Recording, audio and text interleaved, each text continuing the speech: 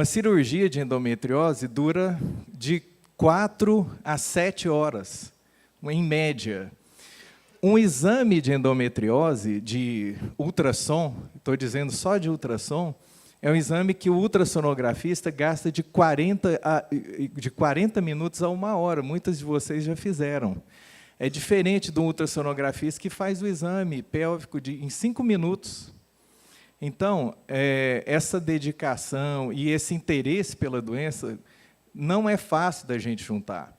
Para conseguir um cirurgião, às vezes um cirurgião intestinal para entrar, muitos recusaram, outros falaram, olha, eu até tinha interesse, mas eu não opero por vídeo. Então, a gente tem que juntar uma série de qualidades nas pessoas, além do interesse de cuidar de gente, porque não é fácil.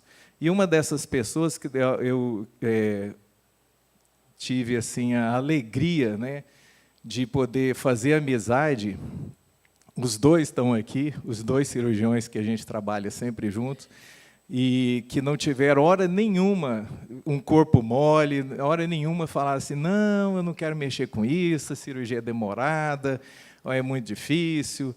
Não, eles, de pronto, eu ouvi um sim, e a gente está trabalhando sempre com sim, a gente está sempre operando junto, com alegria, com disposição, concordando um com o outro, animados, né? Então, é muito bom um ambiente cirúrgico em que a gente possa operar assim, num clima bom, num clima de respeito, num clima de que você está vendo que o outro está querendo te ajudar e um está querendo ajudar o outro. Às vezes, um está com...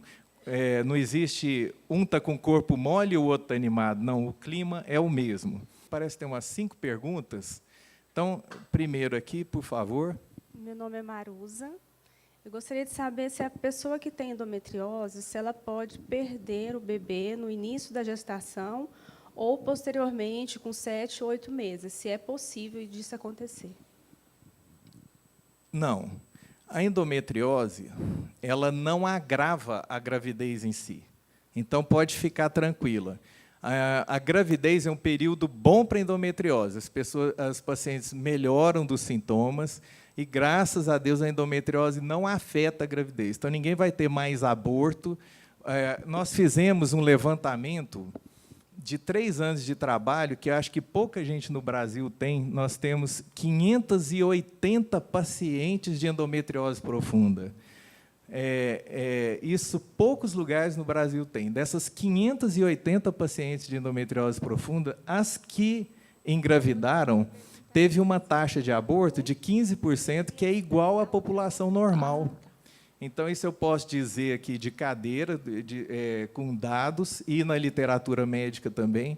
Então, pode ficar tranquilo, ninguém vai ter uma gravidez complicada pela endometriose. A próxima pergunta. Bom dia, doutor.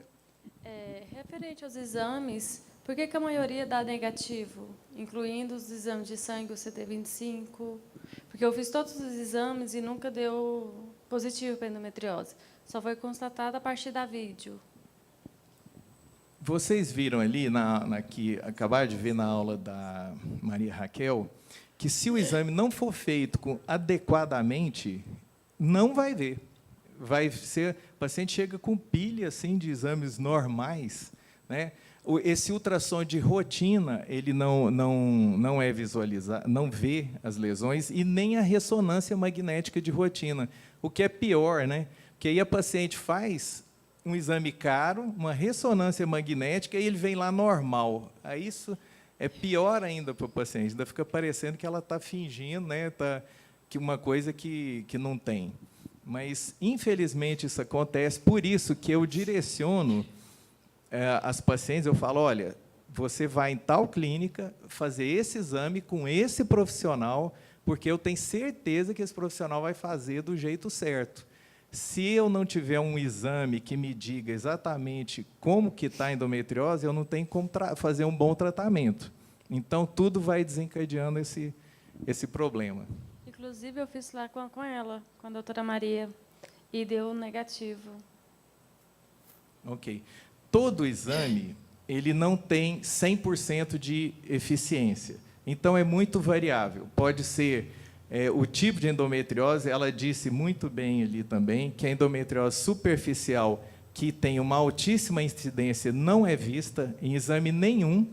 O único exame que vê endometriose superficial é a laparoscopia, que a gente olha lá dentro. Ou, às vezes, a paciente vai fazer uma cesariana e o médico, na hora que abre a cesariana, vê que ela tem endometriose superficial. Então, essa paciente, às vezes, ficou a vida inteira, fez um monte de exame e ninguém sabia, porque é um tipo de endometriose que não aparece. E, mesmo assim, a gente sabe que tem exames, por mais bem feito e preparado que seja, todo exame tem uma porcentagem de acerto. Nada na vida é 100%. Bom dia, doutor. Bom dia. Sou Helena, mãe de uma paciente sua, operada recentemente.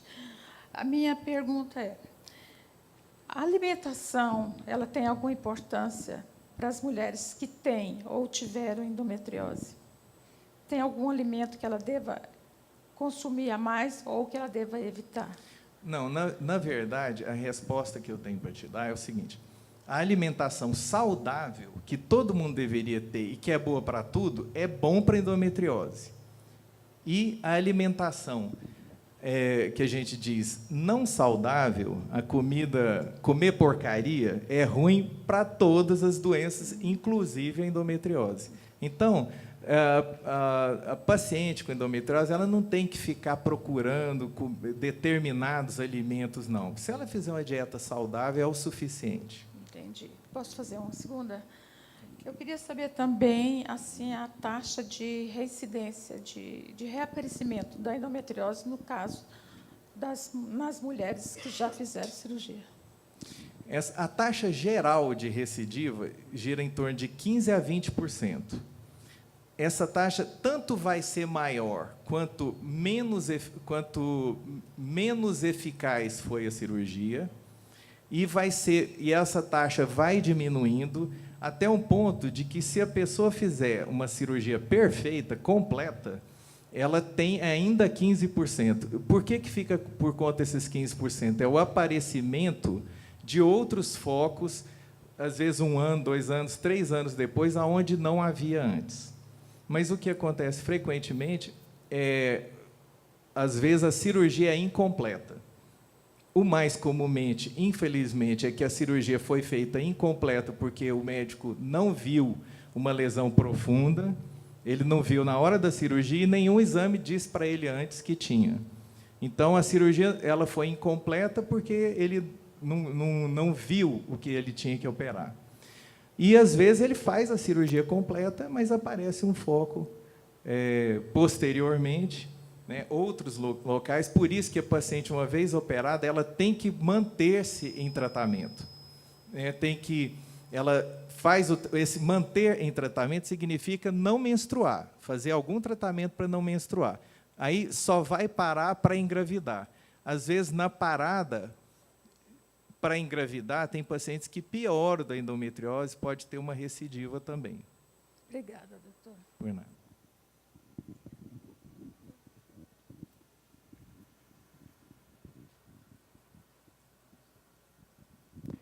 Bom dia. Eu sou Elisângela, doutor, e eu estou num processo de doação de um rins para o meu irmão. Eu queria saber se eu possa vir a acarretar problemas no futuro, pois eu já fiz uma vídeo e uma cirurgia aberta, se no futuro eu terei problemas sobre a doação desse rins. Você tem endometriose, né? Sim. Não. Para doar o rim, eles vão fazer todo um estudo, uma avaliação do funcionamento dos 2 rins, tanto para ver se você pode doar, quanto para ver se o seu irmão pode receber, quanto se você pode doar. Então, eles têm que afastar qualquer comprometimento, tanto para a sua saúde, quanto para a do seu irmão.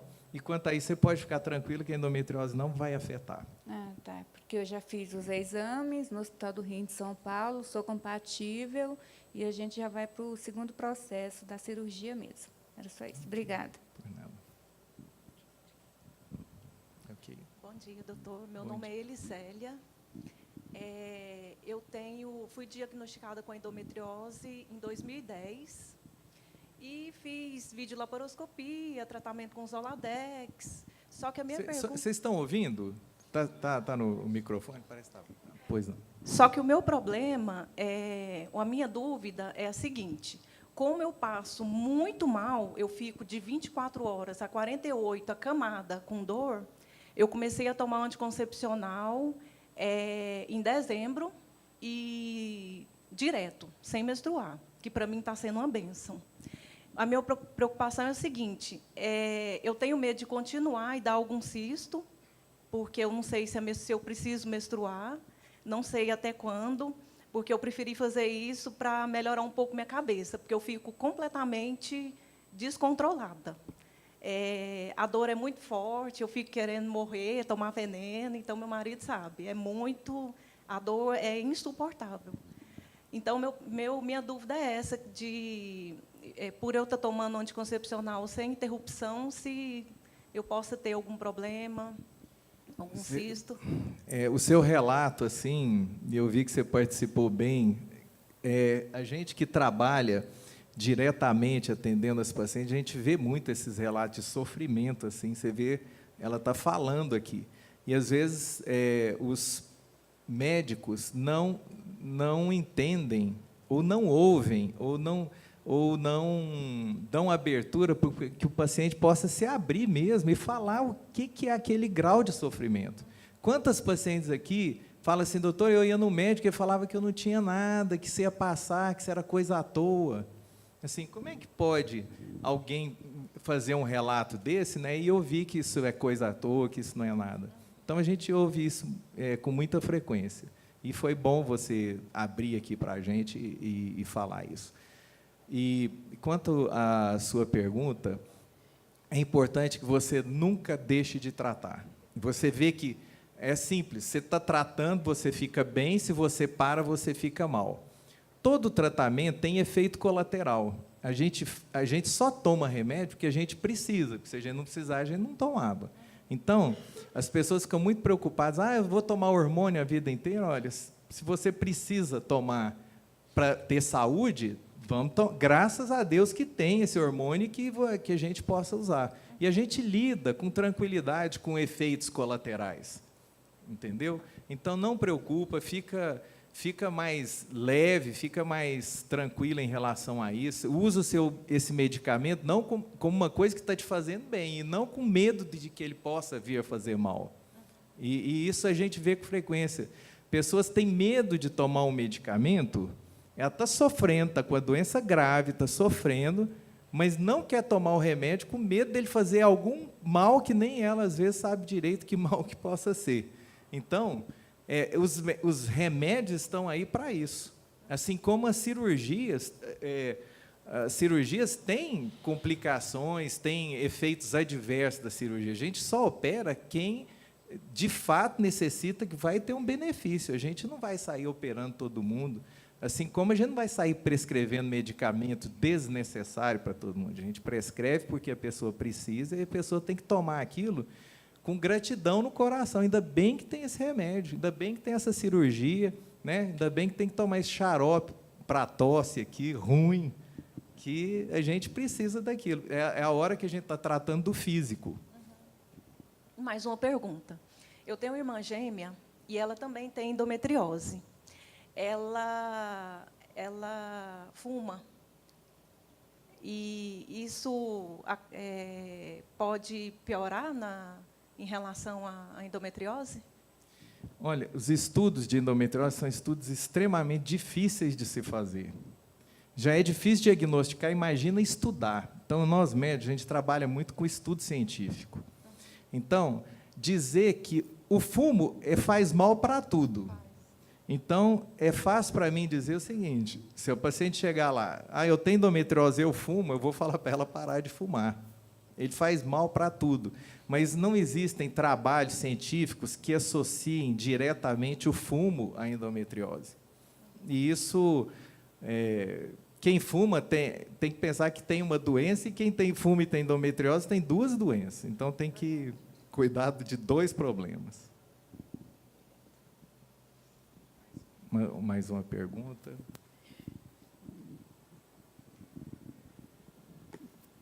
Bom dia, doutor. Eu sou a Mariana e eu queria saber, eu fui diagnosticada com endometriose profunda. O meu maior problema assim, da endometriose é um endometrioma no ovário esquerdo. Eu sei que você falou para não fazer pergunta muito pessoal, mas assim, e é caso cirúrgico, segundo me disseram, e eu queria saber assim, apesar de ser uma endometriose profunda e ter um endometrioma que está acometendo praticamente todo o ovário, eu estou assintomática, eu não me atrapalha. Eu não sinto cólica ultimamente, não me incapacita, eu praticamente levo uma vida normal, a não ser o que está me atrapalhando é engravidar. Então, eu queria saber se eu posso deixar de lado a endometriose e tentar um tratamento de reprodução para depois fazer a cirurgia, porque eu estou nessa dúvida. Olha só, essa endometrioma ovariano é um capítulo separado de endometriose. Digamos assim, dá para escrever um livro só sobre endometriose no ovário, assim como dá para escrever um livro de endometriose no intestino. Agora, cada caso tem que ser avaliado. Lidar com endometrioma no ovário. Alguém aqui mais tem endometrioma no ovário? Ok, tem pelo menos mais 4 pessoas além de você. Endometrioma no ovário é uma patologia que tem que ser muito bem avaliada e ela em cada caso específico. Por quê? O endometrioma numa menina de 15 anos, ele tem que ser cuidado de uma forma, numa mulher da sua idade que quer engravidar é de outra, numa que já tem filhos é de outra. O tamanho desse endometrioma ele é importante, se ele é nos 2 ovários, se ele é num só. Esse endometrioma ele tem que ser avaliado se ele ocupa o ovário inteiro ou uma parte do ovário, se uma parte pode ser aproveitada na cirurgia ou não. O médico que sabe, que está cuidando disso, ele tem que entender da parte reprodutiva, porque se eu vou fazer uma fertilização in vitro numa mulher que tem um endometrioma no ovário, eu tenho que avaliar aquele ovário, se ele é possível de eu colher óvulos dele, e às vezes eu já vou sabendo que eu vou colher óvulos só do lado que está bom e não vou ter óvulo daquele outro lado. Então, é uma série de detalhes que aí você teria que ser avaliada, né, pelo especialista e ver o que é o seu caso, ver se tem outras patologias associadas, se o marido tem problema.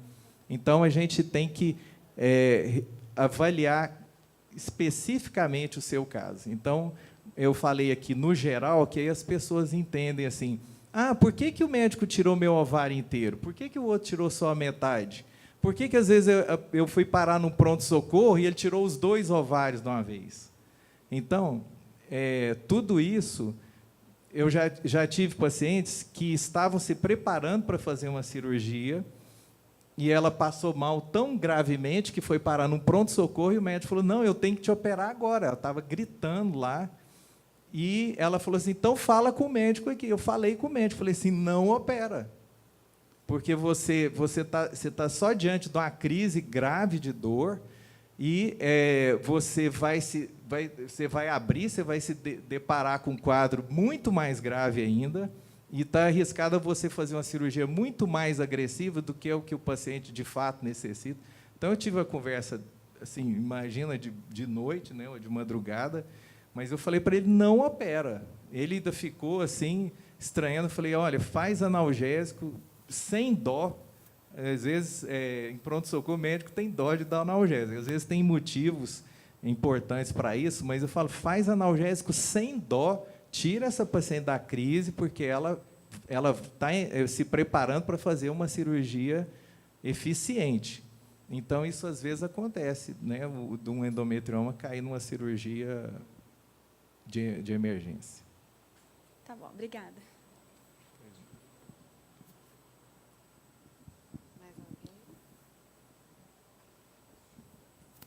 Bom dia.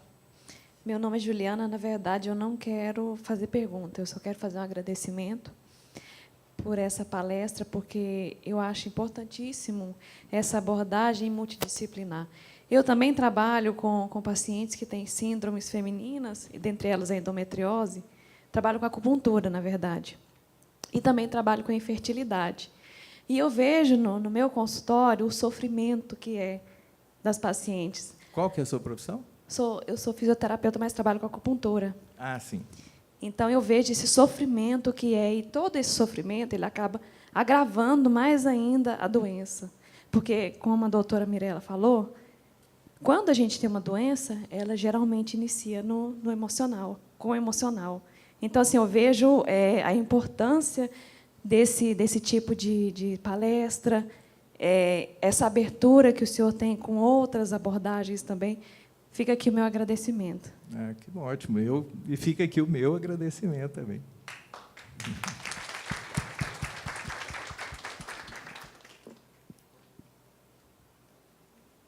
Nós vamos abrir, então, para mais uma pergunta e a gente vai encerrar. Doutor Argel. Já me apresentou. Meu nome é Argel, sou ginecologista também. Então, eu gostaria que o doutor Corival nos dissesse, assim, em rápidas palavras, como é que ele indicaria, então, a participação da doutora Mirela no tratamento. Assim, falando da clínica diária, onde é que essa profissional entra na vida das suas pacientes? Muito obrigado pela pergunta, né, por abrir. Eu digo isso que vocês ouviram hoje, que não existe, se eu fizer, juntar uma equipe multidisciplinar com médicos estudiosos, interessados, dedicados, e a gente fizer o melhor tratamento físico, melhor tratamento clínico, melhor tratamento cirúrgico, eu digo assim, nós vamos estar fazendo metade do tratamento. A outra metade do tratamento, o paciente tem que fazer o cuidado do inconsciente, o cuidado psicológico. E aí eu gasto um tempão para explicar para os pacientes. Eu não estou falando isso porque eu acho que você está inventando, eu não estou falando isso porque eu acho que você está com manha, eu não estou falando isso porque eu acho que você é louca. Não, eu estou falando porque eu falo para todo mundo, inclusive, não só as pacientes de endometriose, quanto as pacientes de infertilidade. Eu explico para elas que a infertilidade, a endometriose e todas as outras doenças, mas essas duas, então, mais do que nunca, é como se a endometriose fosse o exemplo maior da influência do psíquico no físico. É direto. Às vezes você pode até falar assim, gente, eu peguei uma pneumonia, o que isso tem a ver com o meu psicológico? Pode ter certeza que tem a ver. Se você tropeçar, se você for atropelado na rua, isso tem a ver com o seu psicológico. É mais difícil de entender. Agora, a endometriose é muito fácil. A endometriose está na cara, né? Aquele sofrimento vem de muito antes, ele vem de outras origens. E o que eu digo para as pacientes, se você ficar curada do físico, esse problema, essa origem psíquica, vai te mandar outra doença. E as pacientes de endometriose, às vezes, já vêm com outras doenças associadas. Reumatismo, depressão, fibromialgia, câncer de mama, outros cânceres. Às vezes, já está junto. Então, a paciente, não, doutor, eu falo assim, olha, você pode ter um reumatismo. Não, doutor, eu já trato com reumatologista em 2 anos. Quer dizer, são associação de doenças que todas têm essa mesma origem. Então, assim, agradeço demais você perguntar, porque é tanta coisa, a gente podia ficar 5 dias aqui, igual os médicos ficam, num congresso falando de endometriose, e com certeza vai ficar muita coisa para trás. Mas essa coisa, você vê a importância que eu quis trazer a Mirela aqui, porque a pessoa vai estar sendo tratada só a metade, se ela não olhar para a alma, não olhar para o psíquico, não olhar, né, não fazer essa junção do físico, psíquico e espiritual, né?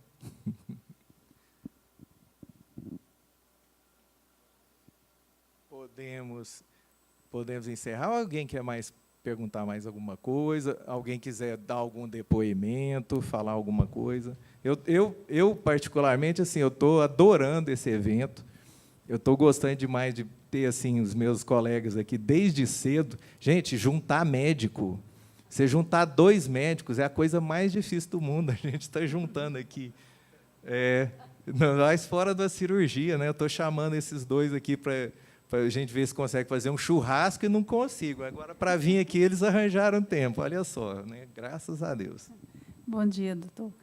Eu queria saber se, quando faz a cirurgia, tira o endometrioma do ovário, perde parte do ovário, a paciente perde os óvulos? Sim. O médico que for operar o ovário de uma paciente com endometriose, ele tem que saber disso. Então, ele tem que avaliar que tanto desse ovário que ele vai tirar, que parte que é boa, aproveitável, que parte que está doente. E isso não é fácil, não. Às vezes, na cirurgia, a gente fica na dúvida.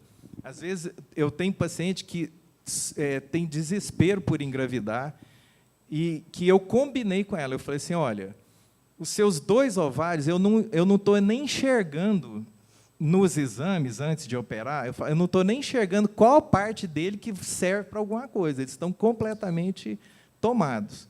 Ela falou, mas eu não vou retirar, eu vou retirar metade dos 2 ovários e vou deixar o ovário aí com doença, com o que for, para você poder gerar um filho. Então, nós combinamos isso, ela assinou um termo, e, graças a Deus, por incrível que pareça, essa paciente, a gente está fazendo um tratamento de reprodução, uma fertilização in vitro, e ela está gerando muitos óvulos.